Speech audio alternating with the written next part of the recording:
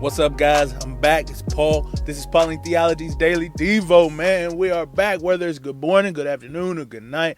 Glad you're here. Glad you're listening. So we are on the Samson saga, guys. We're still here. Yeah, we're still looking. We're still learning. We got two major things left in Samson. One we're going to discuss today, and then the famous one, Samson and Delilah. So stay tuned. But if you haven't read, today we're on chapter 16, verses 1 through 3. Not a lot of verses, but this short little verse got a little bit going on in it. So let's dive into it. If you haven't read, stop the video now, stop the recording now, stop the music now, read, come back. If you already read, hey, let's go on get it, guys. So what happened? Well, what is unique, it says that Samson found a woman, a prostitute in Gaza, and he went into her. And then while he was there, it looks like the Philistines, the people of Gaza saw him, and they wanted to encamp against him. And they said that they lied in wait or waited to ambush him and take him. But Samson, bro, he ain't no punk, man. So he woke up in the middle of the night, like midnight or something, man. And he went to the gates and ripped the gates off and the doors and the bars with it, put it on the shoulders and carried them things to the foot of Hebron, the hills of Hebron, man. Woo, that boy crazy, man. He's strong, man. We already knew that, though. We already knew Samson was strong. We ripping apart lines and then taking down 1,000 Philistines. But, dude, they can't hold this boy, man. He's strong. He's strong. He ain't strong. He's strong. You know what I'm saying? Anyway, what can we learn about God in this short thing? Well, we can learn that God is gracious.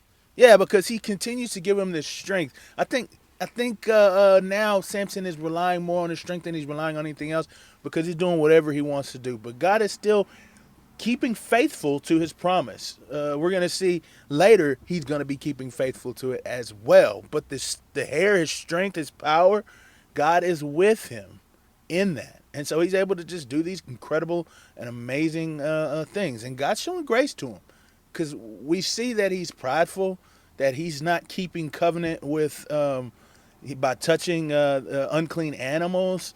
And obviously he's drinking wine when he went to that party with them homeboys, getting a little drunk, making claims.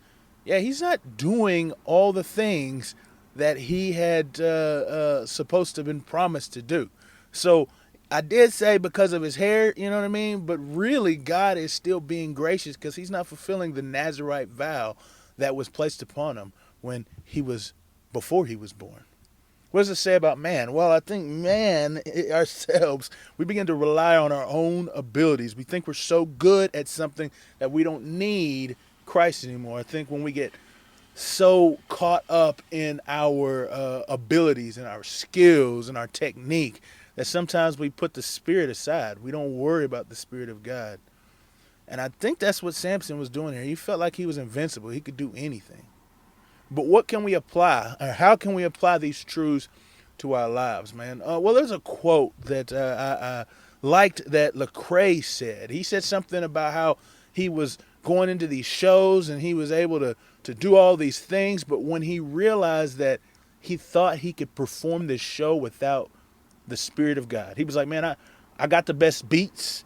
I've got the best lyrics. I've got energy. The people around me, the show people who are setting the stuff up, the venue's awesome.